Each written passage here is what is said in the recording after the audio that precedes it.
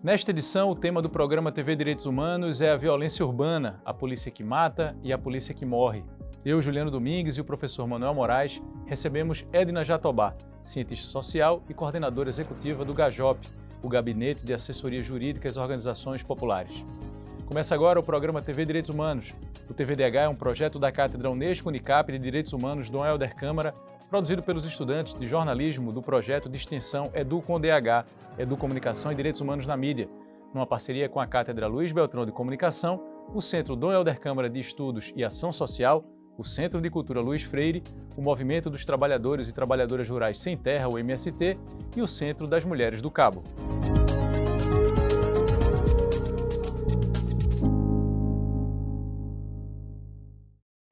O Brasil atingiu em 2022 o patamar mais baixo no número de mortes violentas desde 2011, quando o levantamento começou a ser feito pelo Fórum Brasileiro de Segurança Pública. 47.500 pessoas foram mortas no ano passado. Quase mil vidas foram preservadas em comparação ao ano de 2021. Mas os números continuam assustadoramente absurdos. No Brasil, a taxa de mortalidade é de 23,4 por 100 mil habitantes, enquanto que na maior parte dos países considerados desenvolvidos, esse número gira em torno de 5 por 100 mil habitantes, de acordo com dados do IPEA. Quando observamos o continente e a situação em relação aos países vizinhos, vemos que o Brasil tem a segunda maior taxa de homicídios da América do Sul, segundo dados da Organização das Nações Unidas, a ONU. Professor Manuel, é muito bem-vindo, a gente agradece a presença de Edna Jatobá aqui conosco. Edna, obrigado pela participação aqui no nosso programa. Iniciamos, professor Manuel, a abertura aqui do programa com dados sobre violência urbana, mais especificamente homicídios. E aí, o tema do programa é a polícia que mata e a polícia que morre. A minha pergunta é, o que dizer sobre a polícia brasileira nesse contexto de violência urbana? Seja muito bem-vindo.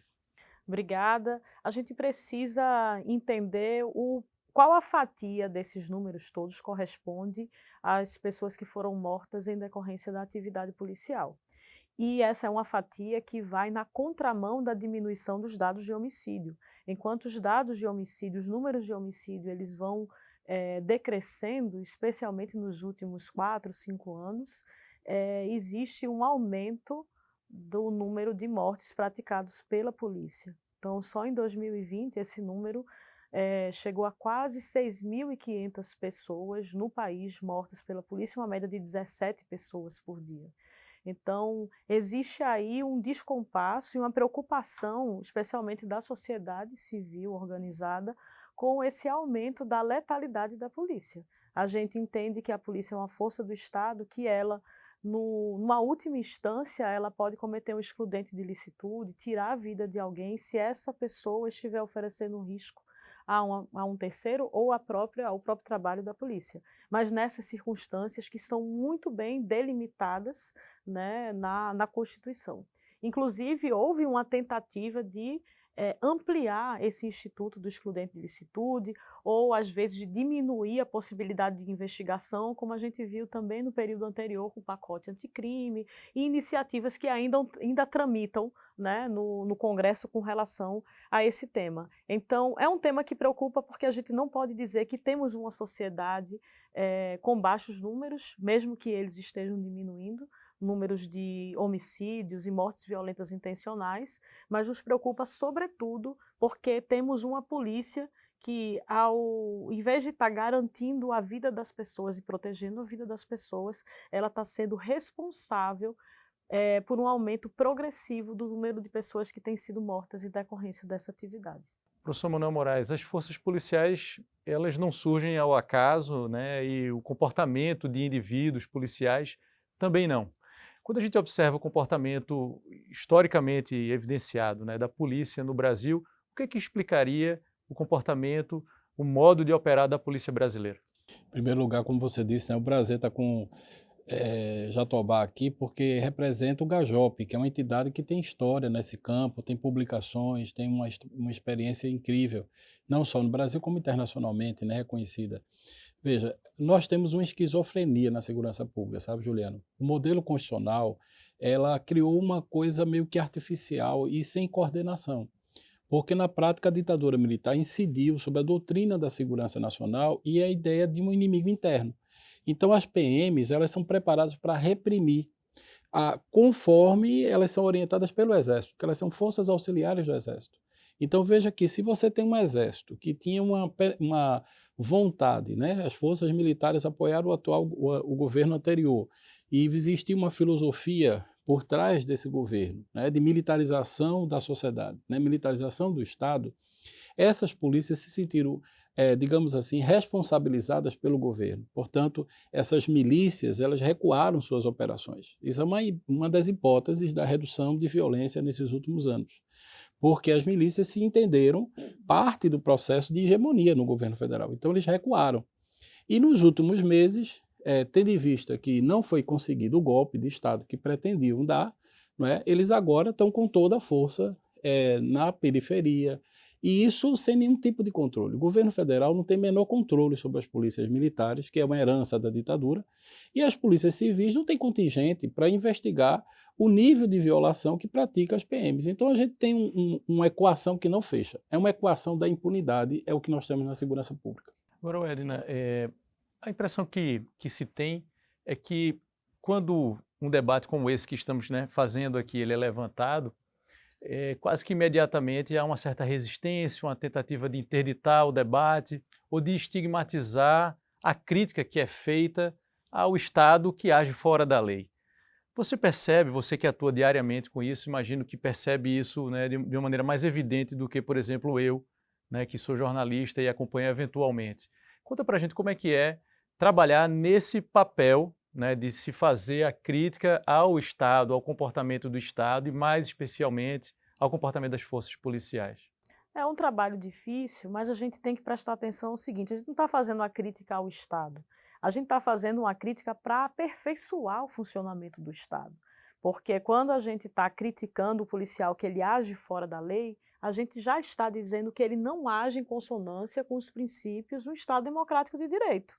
Então não é uma crítica ao Estado, mas isso sempre fica um conceito, né, em disputa, infelizmente, no campo da opinião pública como um todo. E quando a gente coloca assim, sobre o aumento da letalidade, diminuição da letalidade, o que é que a população quer saber? A população, especialmente nos últimos anos, ela foi estimulada a acreditar que se a polícia está matando mais, ela está trabalhando mais e ela está garantindo mais a segurança.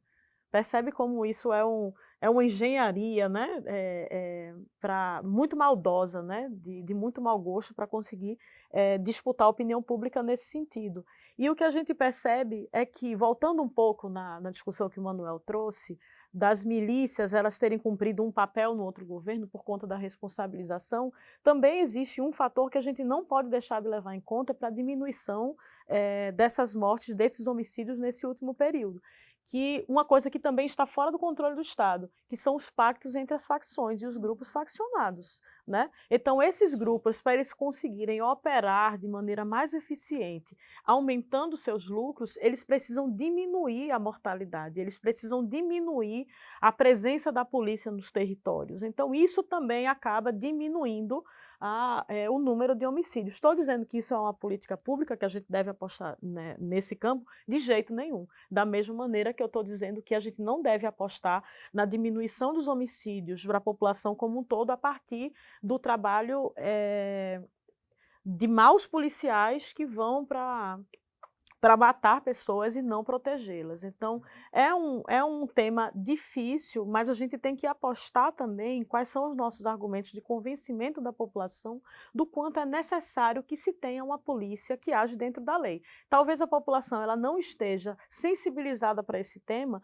porque a polícia age fora da lei com um determinado grupo social, que são dos territórios mais criminalizados e, na maioria das suas vezes, pessoas com a cor da pele preta. Né? São as pessoas da população negra, portanto, pessoas pretas e pardas, que estão mais suscetíveis a ser mortas em decorrência da atividade policial. No próximo bloco, a reportagem de Álvaro Torres conta uma história real e mostra dados que contextualizam esse cenário de violência policial a partir da perspectiva de quem atua no combate ao crime. É daqui a pouco.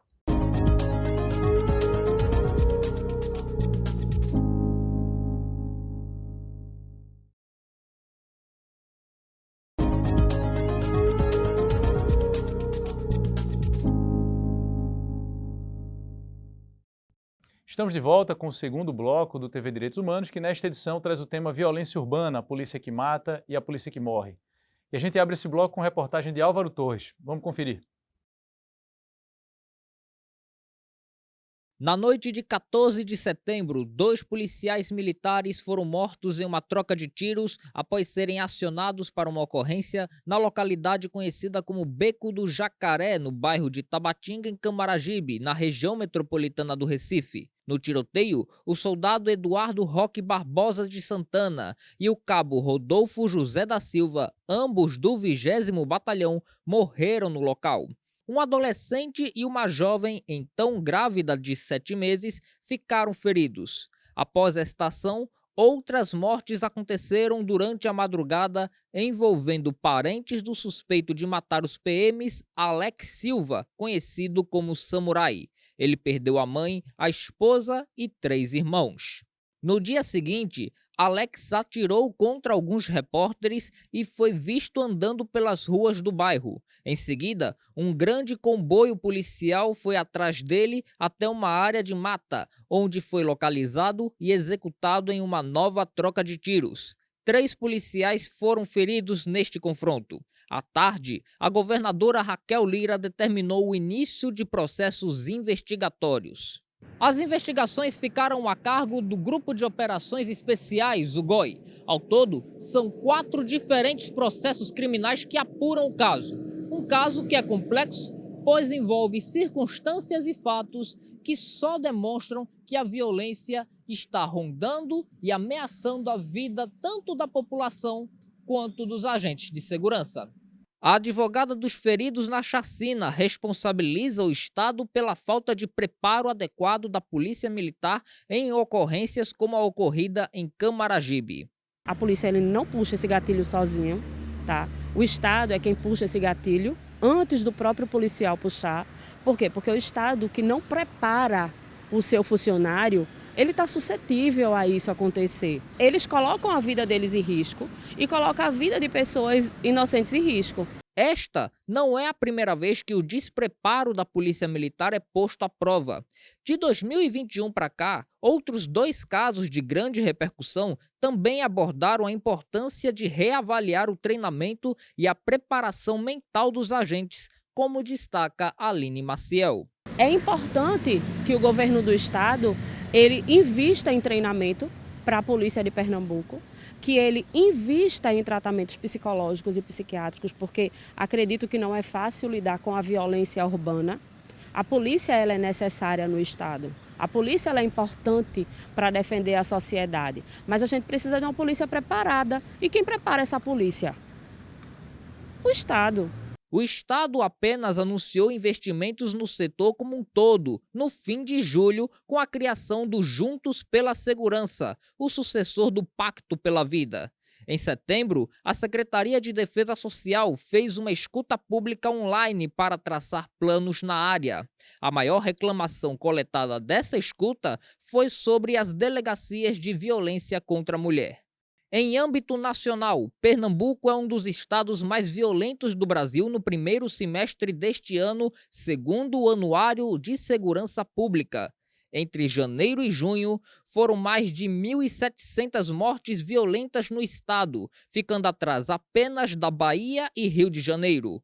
O Cabo de Santo Agostinho é a 5ª cidade mais violenta do país, ficando atrás de 4 cidades baianas: Jiquié, Santo Antônio de Jesus, Simões Filho e Camaçari. Professor Manuel Moraes, Edna Jatobá, uma pergunta pegando, o gancho também do que Álvaro trouxe nessa reportagem. Como distinguir, e aí também pensando a partir da opinião pública, maus policiais da instituição polícia?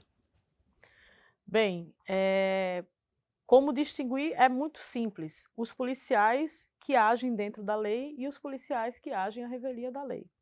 Então esse é um critério básico, não é um critério sofisticado e é muito fácil de entender. Quando o policial ele vai para uma operação ou uma abordagem, ele tem limites para realizar aquela situação. Então, se ele age fora desses limites, ele não está agindo em consonância com o que diz a lei, então ele está fazendo o trabalho errado. Ele está fazendo um trabalho que não é a serviço da população. E isso que a gente precisa prestar muita atenção. Então, também é importante entender que isso é um setor, né? A gente tem uma cultura da polícia militar, como bem colocou e bem pontuou o professor Manuel, que é uma cultura autoritária, né, que a gente vem a partir do critério da disciplina e da hierarquia na nossa avaliação de uma organização que atua nesse campo na sociedade civil. A gente é contra a militarização das polícias, a gente queria avançar, fazer uma transição para uma polícia que não fosse militarizada, porque vou trazer também, fugir rapidinho e trazer a história de Itambé, de um rapaz que estava protestando contra o aumento da violência na sua cidade, e ele foi atingido por um tiro de bala de borracha por um policial na altura da virilha. Depois de um mês ele morreu. E aí o policial teve toda essa questão lá da apuração de como foi, e um policial, o superior dele, mandou ele atirar. E aí o que é que acontece quando um policial sabe qual é a lei, mas um superior manda ele atirar e ele está no regime de hierarquia e disciplina? Que decisão ele vai tomar? Então, isso está muito programado, a gente sabe quais são as respostas. Então, a gente precisa entender como essa cultura da militarização, ela vem na contramão do bom trabalho da polícia, de uma polícia eficiente e da polícia que não combata e não faça guerra a um inimigo interno, mas que proteja as pessoas, e que a gente tem agora uma polícia preparada para a guerra, como bem pontuou de novo, especialmente para a guerra às drogas. E como diz um grande amigo meu da Iniciativa Negra por uma Nova Política de Drogas, não se faz guerra às drogas, se faz guerra às pessoas. Você não atira no pé de maconha, você não atira no pacote de cocaína, você atira nas pessoas que consomem drogas, que eventualmente comercializam. Então, o critério é muito simples, é o que está dentro da lei e o que está sendo apresentado à revelia da lei. Professor Manuel Moraes, ainda dentro dessa perspectiva, né, de trazer algumas ferramentas, digamos assim, para que quem está nos acompanhando, ou então quem nos acompanha que tem pessoas conhecidas que, né, demandam, digamos assim, esse debate, a gente percebe também muito disseminado no senso comum uma tentativa de quase que de maneira automática, atrelar quem levanta esse debate, ou quem faz, ou quem reivindica uma polícia que trabalhe dentro da legalidade, como se fôssemos defensores de bandidos, né? E isso é muito compartilhado, né, no senso comum. O que o senhor diria em relação a esse tipo de argumentação, quando se diz, está criticando a polícia, está defendendo o bandido? O que dizer numa situação como essa? É como disse Edna Jatobá, é um desconhecimento da questão constitucional dos direitos humanos, da defesa da dignidade humana, que no fundo atinge a integridade de todos nós. Porque essas operações policiais, como bem disse Edna, são direcionadas para a população pobre, periférica, mas o tiro pode sair pela culatra. A população de periferia também reage. E nessa reação você pode ter uma crise social sem proporções. E não tem polícia para conter a população indignada. Isso são fenômenos globais, não são fenômenos locais, que mostram que se você não tiver um processo de democratização da segurança pública, você corre o risco de uma sociedade entrar em colapso. Veja, o governo anterior propunha a privatização, que é a lógica neoliberal da segurança pública. Arme-se, né? Vá fazer treinamento de CAC, vá se integrar em um clube de tiro.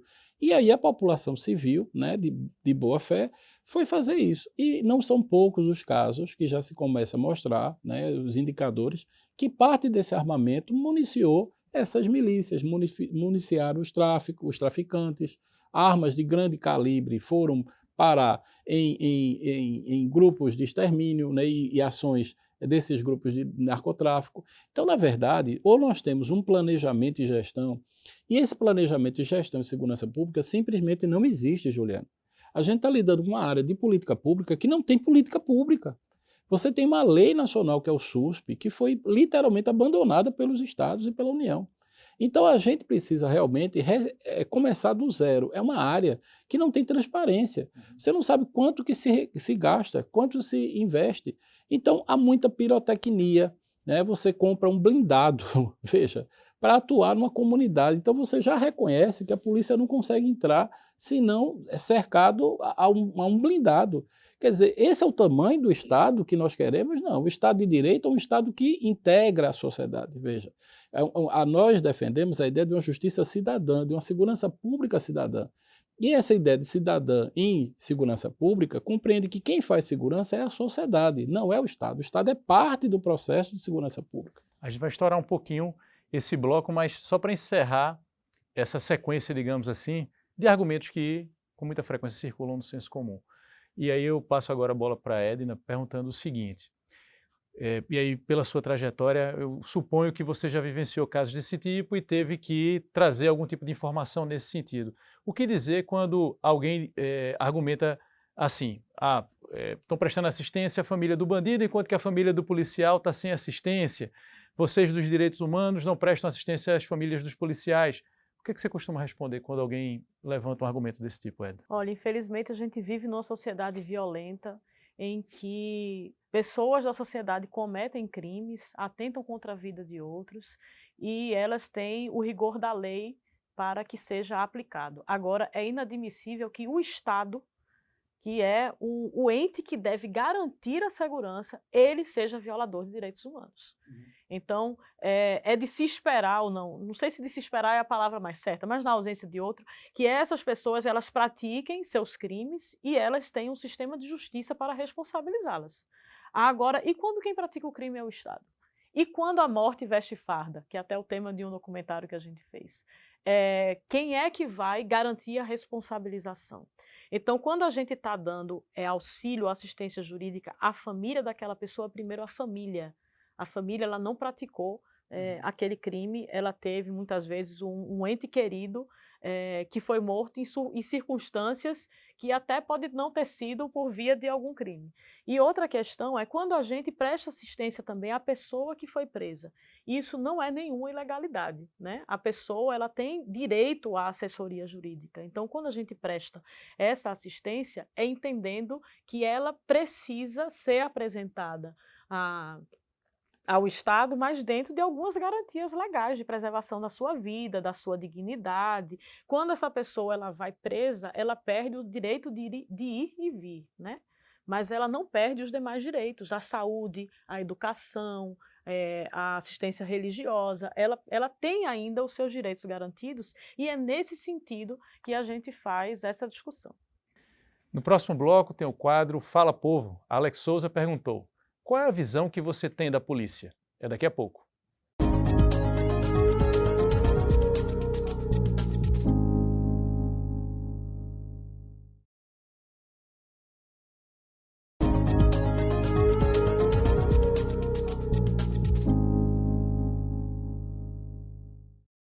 Estamos de volta com o terceiro bloco do TV Direitos Humanos, que nesta edição fala sobre violência urbana, a polícia que mata, a polícia que morre. Agora é hora do quadro Fala Povo com Alex Souza.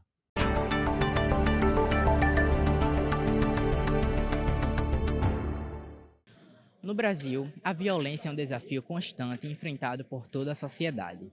Os índices do Fórum Brasileiro de Segurança Pública apontam que cerca de 173 policiais foram assassinados no ano de 2022. Por outro lado, quando olhamos para a população, os índices têm sido ainda mais alarmantes. Dados do Fórum apontam que 6.430 pessoas morreram pelas mãos da polícia, sendo 99% das vítimas homens e 83% negros. Por isso, o Fala Povo de hoje quer saber: qual é a visão que você tem da polícia? Eu acredito que existem algumas falhas no plano de organização da atuação da polícia. Acho que algumas áreas da cidade, por exemplo, são descobertas dessa ampla atuação da polícia e isso fica mais focalizado em áreas específicas da cidade. A visão ampla que a gente tinha de que polícia vai me proteger, a gente sente o medo de ser julgada pela cor, pelo estado social. Pelo lugar de onde eu vim, de onde eu cresci, era para ter me passado uma sensação de segurança, né? Mas agora eu sinto medo de alguma coisa acontecer. Então vamos continuar aqui o debate sobre, de uma maneira geral, a visão que as pessoas têm da polícia, né? Edna, de que maneira você avalia a visão que se tem da polícia e aí das forças policiais em geral, né? A gente acaba falando muito mais da polícia militar, mas não somente da polícia militar, pensando da força policial, ou seja, o Estado nesse papel coercitivo. Olha, a gente luta para que a polícia seja uma instituição respeitada, porque a gente precisa que tenhamos uma boa polícia para garantia, inclusive, dos direitos humanos. Mas, pelos debates recentes, pelos acontecimentos recentes, eu acredito que a sociedade tem problematizado mais essa imagem da polícia, especialmente quando a gente fala dessas operações de escudo, operações de vingança, que são os casos das operações que acontecem, oficiais ou oficiosas, quando acontece a morte de um policial. Então, isso tem sido debatido na sociedade muito a partir dos casos recentes. O que tem acontecido na Bahia, o que tem acontecido no Rio de Janeiro, o que tem acontecido em São Paulo, no Guarujá, mas também o que tem acontecido em Pernambuco, a exemplo de Camaragibe. Então, eu fico muito curiosa para entender como tem sido a reação das pessoas, né, de maneira mais ampla, a essa situação que aconteceu em Camaragibe. Porque, primeiro, a gente não pode dizer ao certo se aquele crime da morte das 6 pessoas da família do atirador foi praticado de fato pela polícia. Isso são as investigações que vão determinar. Mas o modus operandi, a gente já pode dizer que existem muitos indícios para que essa seja uma linha de investigação. A população concorda que a polícia, depois da morte de 2 policiais, que lamentamos também, não é isso que queremos, a morte de policiais, toda a vida, né, deve ser protegida, mas a população ela quer que, depois que aconteça a morte dos policiais, exista uma operação ou exista uma situação de chacina que, inclusive, se expanda para a família da pessoa que atirou na polícia. E existe ambiente na nossa sociedade de acordo com isso? Me parece que não. O que eu tenho visto é uma reação, inclusive nas redes sociais, nas ruas, nas rodas de discussão, com relação a esse tipo de situação. E uma coisa curiosa, nesse caso de Camaragibe, qualquer lugar que você prestar atenção, de onde esse assunto tenha saído, todas as pessoas cogitam que essa chacina foi praticada pela polícia. Então, é importante também que esses episódios lamentáveis, desastrosos e tristes, eles sirvam para que esse debate aconteça e que a gente também possa aproveitar esse momento para avançar em uma política que determine melhor qual o papel da polícia e qual o papel das operações policiais nesse sentido. Professor Manuel Moraes, na medida em que esse debate amadurece, né, e de fato se transforma em medidas formais através do Estado, que vai desde a formação, né, do policial até uma melhor condição de trabalho no seu dia a dia e condições, sobretudo, psíquicas, né, que a gente observa também muitos casos nesse sentido. O quanto isso acaba por beneficiar também o indivíduo policial, porque a impressão que eu tenho, é isso que eu queria compartilhar com o senhor, é que, de certa forma, os policiais perdem isso de vista, que esse debate avançando é sobretudo benéfico para a sociedade, mas também para o indivíduo, para o coletivo, mas também para o indivíduo policial. É por aí o quanto o amadurecimento desse debate acaba por beneficiar a própria polícia, o próprio policial. Eu acho que você tem razão, inclusive eu acho que a gente vinha no crescimento da consciência do soldado, principalmente do soldado, aquele da ponta, que participou de 3 greves gerais no Brasil. Veja, depois de 3 greves da PM, os soldados eles estavam avançando, inclusive incorporando a ideia da desmilitarização. Já não era mais uma coisa assim, os policiais, até uma certa média, né, até sargento, eles já entendiam que a desmilitarização era importante. Mas aí, nos últimos anos, veio a Lava Jato. E a Lava Jato, junto com ela, veio uma visão que a gente chama, né, de direita radical, uma visão de mundo militarizada, não é?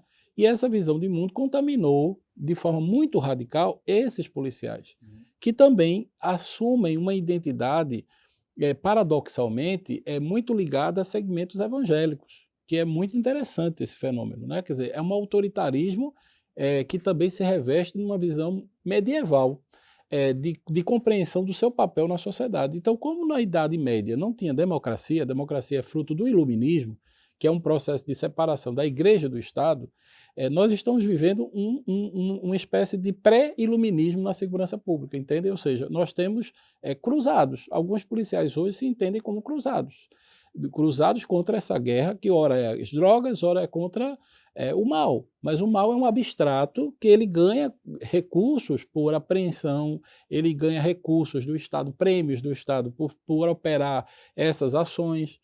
Então, na verdade, o Estado precisa se abrir. A gente precisa, efetivamente, os meios de comunicação, a academia tem um papel importantíssimo, Juliano, porque os próprios dados de segurança pública não tem, você não tem consistência dos dados a nível nacional. Né? Não existe uma unidade dos dados de coleta de CVLI a nível nacional. Veja, é um crime contra a própria estatística, né? Então, tudo em segurança pública está para ser construído. Agora, uma coisa a gente precisa, dar um basta. Eu vi meus alunos, a partir desse massacre que aconteceu em Camaragibe, desesperados. A realidade da comunidade concreta é de desespero, é de silenciamento, é de sem saber onde socorrer. Então, qual era a resposta que o Estado devia dar? Reafirmar os mecanismos de direitos humanos. Nós não temos outra opção que não o Estado Democrático de Direito, que não a Constituição. Então, era importantíssimo que a União já apresentasse um Plano Nacional de Segurança Pública, que construísse e fortalecesse um Conselho Nacional, que já existiu em conferências anteriores, uma única conferência, né, de segurança pública. Só houve essa conferência. Havia uma ideia de um CONASP mais robusto, isso foi infelizmente abandonado. Então, nós não temos nenhuma política nacional, nós não temos nos estados políticas efetivas, e o que a gente tem é o aparato policial aumentando sua letalidade, porque ela ocupa esse espaço. A mesma coisa que acontece na Idade Média. Quando não existe democracia, impera o medo, ou seja, o medo de Deus, que você ocupa por conta do Estado, ou seja, a ausência de uma opção, né? Que é exatamente onde veio o iluminismo. Vamos trabalhar a separação de poderes, vamos trabalhar um tribunal constitucional, vamos trabalhar o direito. Veja, o direito surge desse debate. O direito moderno é resultado dessa construção, nessa arquitetura que fortalece a democracia. Agora, se a gente não acredita na democracia, a gente não vai acreditar na polícia.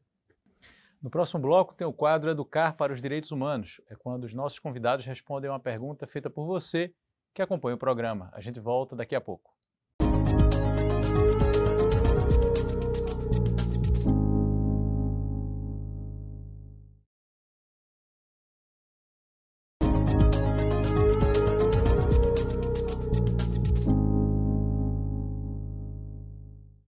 Estamos de volta com o quarto bloco do TV Direitos Humanos, que nesta edição tem como tema violência urbana, a polícia que mata e a polícia que morre.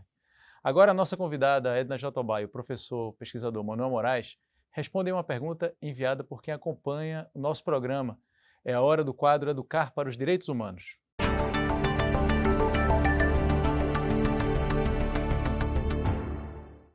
De acordo com o relatório mais recente do Instituto Fogo Cruzado, até setembro de 2023, a região metropolitana do Recife teve um aumento de 57% dos tiroteios durante ações policiais.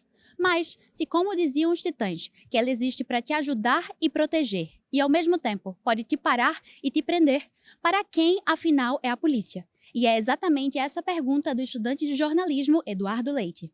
É possível pensar concretamente em uma polícia em nosso país que proteja a vida do cidadão de forma humanizada e respeitosa, como vemos em outros países? A gente agradece ao estudante Eduardo Leite pela pergunta. E aí eu já passo a bola para vocês. É possível pensar numa polícia nesses moldes? Olha, eu tenho que acreditar que sim, né? Senão a gente não estaria disputando essa ideia, essa necessidade no conjunto da sociedade. Basta pensar, vou pegar de novo o exemplo da guerra às drogas. A maneira como a polícia empreende a guerra às drogas em determinados territórios é diferente de como ela empreende a guerra às drogas em outros territórios. Então a gente tem uma polícia preparada para caçar jovens, pobres, pretos, usuários de drogas, com tiro, com violência, né, muitas vezes com mortes dentro de algumas comunidades e recuperando a quantidade irrisória de drogas. E a gente tem uma polícia que atua fazendo grandes apreensões de drogas em outros territórios sem disparar um tiro. Então, é possível uma atuação da polícia sem ser essa violenta? É lógico que é possível e não precisa ir para outro país. Você vê, dentro de Pernambuco, é só você mudar o CEP. que você consegue ver a atuação da polícia como é diferenciada. O que a gente não pode ter é uma polícia que mate as pessoas, que pratique violência, que pratique corrupção, que pratique o medo dentro de alguns territórios contra determinadas pessoas. A gente não quer que essa régua seja levada para o conjunto da sociedade. Eu quero que a outra régua da polícia que consegue apreender grandes quantidades de drogas, com investigação, com preparo, sem disparar um único tiro, consiga que essa seja a régua de uma atuação da polícia e não a atuação que a gente tem no conjunto maior, né, das situações que a gente vem acompanhando. E se isso acontece, né, professor Manuel, eu volto para aquele ponto que a gente tinha abordado no bloco anterior. É bom também para o policial, né, a ideia de que quem atira também morre. E aí eu queria perguntar ao senhor, quer dizer, em que medida esse tipo de situação, né, uma polícia que mata, mas também morre, está associado àquela discussão que a gente, né, sempre procura trazer aqui no TV Direitos Humanos sobre esse processo de consolidação da democracia brasileira, dessa democracia tão frágil, o quanto isso está associado a esse processo, né, capenga, né, não realizado de democracia no Brasil. Você está coberto de razão. Veja, nós temos no país uma situação em que, como disse Edna, há um deslocamento, né, do Estado de Direito. Se a gente pensar na ciência política mais geral, a ideia de um Leviatã descontrolado. Porque o Leviatã é uma visão conservadora, o Leviatã é uma visão autoritária, porque Hobbes era um pensador autoritário, mas mesmo assim ele entendia que havia um corpo político, ele desenvolve uma teoria política. A pergunta é, qual é o projeto dessas polícias? Qual é o projeto dessa barbaridade, se não a barbárie?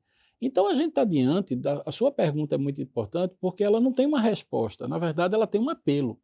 Ela tem que repercutir na sociedade, como você muito bem faz como jornalista, né, provocando uma reação da sociedade. A sociedade está amorfa, ela não se percebe participando de um processo que é de grande violência. Veja, ela se protege, principalmente a classe média branca, que ela não é vítima, né? Então ela se sente protegida.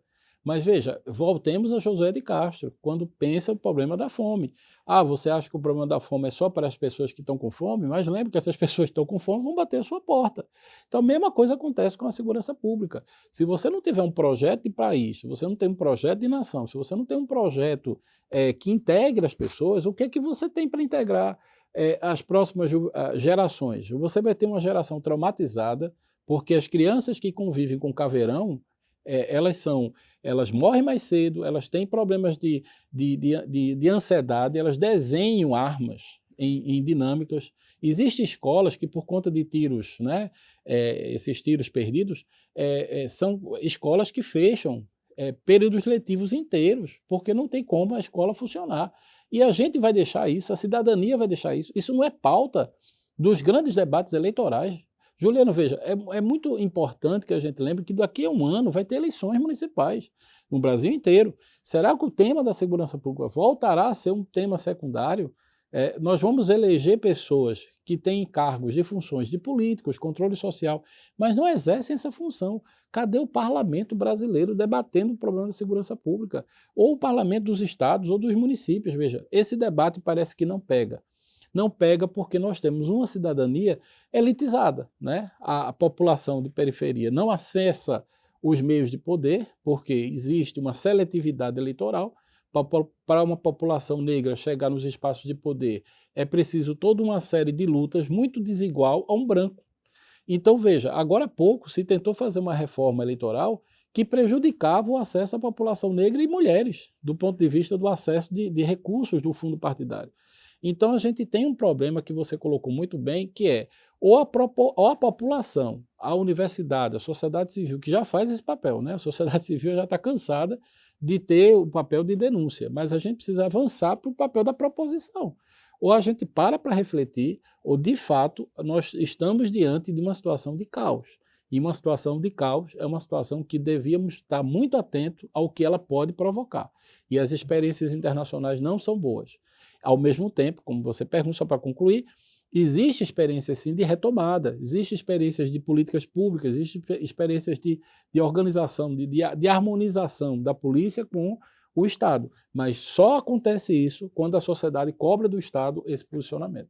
E o ambiente na corporação, você que está envolvida diariamente com esse debate, no contato com as forças policiais também, no contato com as pessoas que estão desassistidas, como é que você percebe, o que é que você nos diria sobre o ambiente diante dessa cultura, né? A gente está falando aqui de uma cultura política autoritária e uma instituição mergulhada nessa cultura. Tem espaço, você observa nesses tantos anos que você já vem trabalhando com esse tema, você percebe que há espaço para essa polícia mais cidadã, que preserva vidas e a sua própria vida, inclusive? De novo, prefiro acreditar que sim. Mas, retomando para o cenário político, a gente tem uma militarização que ele está dentro da polícia e a gente tem uma militarização dentro da política, que isso também é muito grave. Como é que essa militarização, o debate que chega da segurança pública nas altas casas legislativas, não é o debate de como a gente quer uma segurança cidadã, como a gente quer que a polícia se comporte, que as crianças possam assistir aula sem medo de bala perdida. O debate que chega é outro. O debate que chega é levado pela militarização também desses espaços, da quantidade de pessoas, de major, de coronel, de tudo, de delegado que está na polícia hoje, pautando um outro tipo de debate, que é o acirramento da população no sentido de combater a violência a partir de dar uma carta branca, um cheque em branco para a polícia. Então, isso também, agora trazendo um pouco para a sua pergunta, dentro da corporação. A gente tem um problema gravíssimo de saúde mental dentro da corporação, tanto da Polícia Militar quanto da Polícia Civil, que não é tratado nem na esfera estadual, nem existe ainda um plano que dê conta na esfera federal. A gente também tem casos de assédio que vão desde o momento em que o policial entra para fazer a sua formação e que esses casos de assédio eles são uma tentativa de reprodução desses assédios na atuação da polícia. A gente teve um caso recente agora de uma policial que foi exonerada, a soldado Mirella, ela foi exonerada porque ela gravou um vídeo em 2021 pedindo socorro, dizendo o quanto ela estava sofrendo com os assédios dentro do ambiente militar. E ela foi exonerada porque ela gravou esse vídeo. Então, veja como a lógica, como isso impacta também na saúde dos profissionais que fazem. O índice de suicídio também, a quantidade de suicídio. A gente já teve caso aqui em Pernambuco de oficiais da Polícia Militar praticarem suicídio dentro da Secretaria de Planejamento e Gestão, né? Acho que foi 2010, talvez um pouco antes, não sei, mas por aí. Então, é interessante para a polícia, especialmente aquela polícia que trabalha na ponta, ela ter condições de desenvolver o seu trabalho da maneira mais segura possível. E a maneira mais segura possível não passa por essa guerra. O que é que o policial vai preferir? Fazer uma apreensão grande, de uma quantidade grande de drogas, sem disparar um tiro, com um trabalho de investigação dentro do rigor da lei, ou ele vai querer ir para dentro de uma comunidade, fomentar uma situação lá que termine com tiros, com pessoas baleadas, pessoas feridas, pessoas mortas, colegas mortos. Então também é importante entender, agora a gente não consegue captar esse sentimento do policial, porque eles não podem, a menina gravou o vídeo e foi exonerada. Então, a gente não consegue entender o que é que está acontecendo, porque existe essa blindagem da segurança pública que não é interessante que a população saiba o que está acontecendo. Não é interessante que a população tenha transparência nos dados. A transparência que a gente tem dos dados hoje, já concluindo na segurança pública, é produzida pela sociedade civil. A tentativa de consolidar os dados sobre mortes violentas e intencionais de maneira nacional é feita pelo Fórum Brasileiro de Segurança Pública.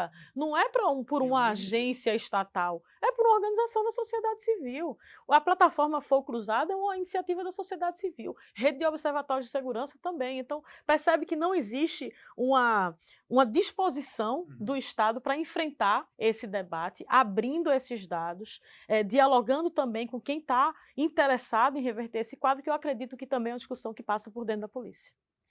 Depois do intervalo, tem o quinto e último bloco desta edição do TV Direitos Humanos. Daqui a pouco a gente volta.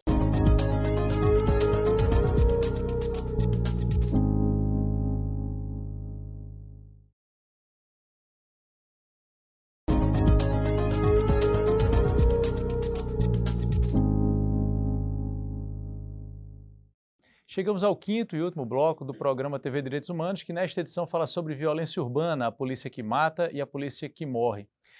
E aí, né, professor Manuel e Eda, nesse último bloco a gente faz um pouco, resgata um pouco o que a gente discutiu até aqui e pensa daqui para frente, né? O que é que a gente verifica em termos de horizonte. Professor Manuel, com base, e aí vou sugerir isso, né, que vocês, com base na trajetória de vocês, enquanto pessoas que trabalham diariamente, né, com a temática dos direitos humanos, a questão da violência, de que maneira vocês avaliam essa trajetória, né, nos últimos anos? E, a partir dela, o que é que vocês percebem daqui em diante? Há motivos para sermos otimistas, professor Manuel? Veja, eu quero ser otimista por conta da necessidade, como diz Edna, eu concordo plenamente, né? Nós somos otimistas porque defendemos o Estado de Direito, mas eu acho que a gente precisa superar a política dos governadores e governadoras, né? Quer dizer, a política dos governadores, eles se sentem também chefes do Estado maior, qual a polícia faz parte de toda uma estrutura de poder e de voto. Não é à toa que Edna disse no outro bloco, ela tem toda a razão, não existe por parte dos governadores o interesse de ter um Sistema Nacional de Segurança Pública, de informação sequer de segurança pública, porque os dados podem reverter negativamente para o seu governo. Então é por isso que eles não querem, porque querem controlar os dados. Então, enquanto a gente tiver essa política de segurança pública controlada pelos governadores, a gente não avança. Só vamos avançar se a gente tiver uma aliança, mas uma aliança muito forte, né? Eu diria até um pacto, uma construção política muito robusta, talvez até no que foi a Constituinte, né, que celebra 35 anos esse ano, o que foi o movimento de Constituinte para reconstruir o sistema ou tentar construir um Sistema Nacional de Segurança Pública com bases em controle social, políticas públicas, orçamento, planejamento e, evidentemente, democracia. Se não tiver esse processo que transcenda a política dos governadores, a gente não vai avançar, a gente vai viver seguidamente essa pirotecnia em segurança pública e muita gente, infelizmente, vai morrer. E antes de passar para a Edna para ouvi-la a respeito, professor Manuel, queria tocar um pouco nesse assunto que é a dimensão eleitoral. Isso. Não é? Que a gente observa quando determinados episódios ocorrem, governadores, sobretudo os governadores, se posicionam de maneira a reforçar esse posicionamento autoritário e, por vezes, fora da lei, né, das forças policiais.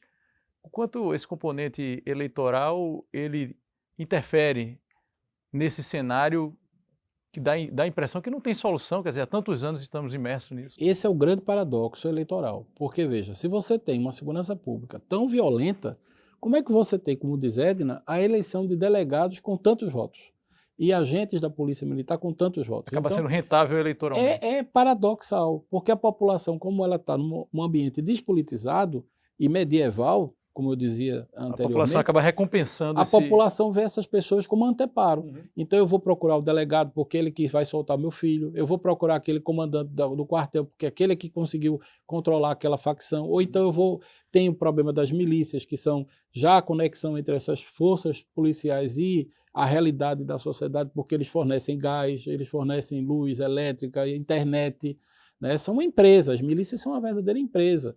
Então a gente precisa ter, ou a gente se junta, universidade, repito, sociedade civil, Estado Democrático de Direito, né? E claro, quando eu estou falando superar a política, não estou dizendo que a gente tem que superar os governadores, não. Os governadores democráticos têm um papel importantíssimo nessa construção. Mas se não tiver eles e o Ministério Público, né, como garantidor da Constituição e dos direitos humanos, a gente não consegue avançar. Edna. E lembrando que a segurança pública, as medidas que se tomam na segurança pública, elas não dão resultado imediato. Elas dão resultado, geralmente, a médio e longo prazo. E o político ele tem 4 anos ali que ele quer mostrar alguma coisa. Então, ele vai tocar o terror para justificar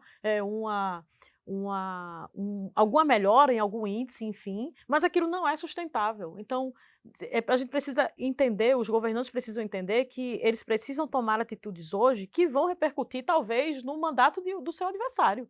Mas que se a gente não tiver essa consciência, a gente vai continuar aumentando essa indústria de voto a partir da crise da segurança pública. E aí uma outra coisa que eu queria destacar é a necessidade do posicionamento do Ministério Público, assumindo a sua prerrogativa de realizar o controle externo da atividade policial, A gente precisa disso no conjunto dos estados. Em Pernambuco, graças a já as forças do universo, a gente, nesse ano, começou a dar passos, né, nesse sentido, com essa nova promotoria do controle externo da atividade policial. Mas a gente precisa chamar a razão o papel do Ministério Público e a gente precisa também entender o papel do desarmamento nisso, porque o quanto foi estimulado o armamento entre a população, e como bem colocou o professor Manuel, esse armamento escoando para os grupos criminosos e facções e etc., é um trabalho que é uma iniciativa que ela está reverberando agora, por exemplo, nos confrontos com a polícia. A polícia está encontrando cada vez mais os grupos criminosos muito mais armados do que antes, com armas muito mais potentes,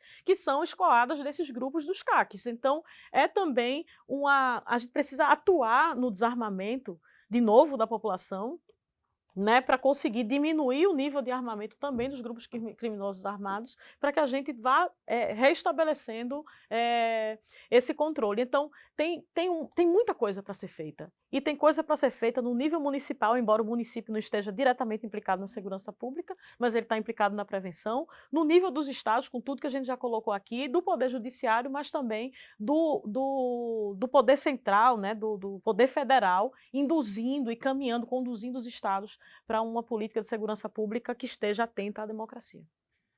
O tempo da gente, infelizmente, terminou. A gente agradece, né, professor Manuel Moraes? Maravilhoso, Edna, foi, né, parabéns, muito bom. Agradeço novamente, Edna, pela participação. Professor Manuel Moraes, mais uma vez, né? Obrigado pela participação aqui no nosso programa.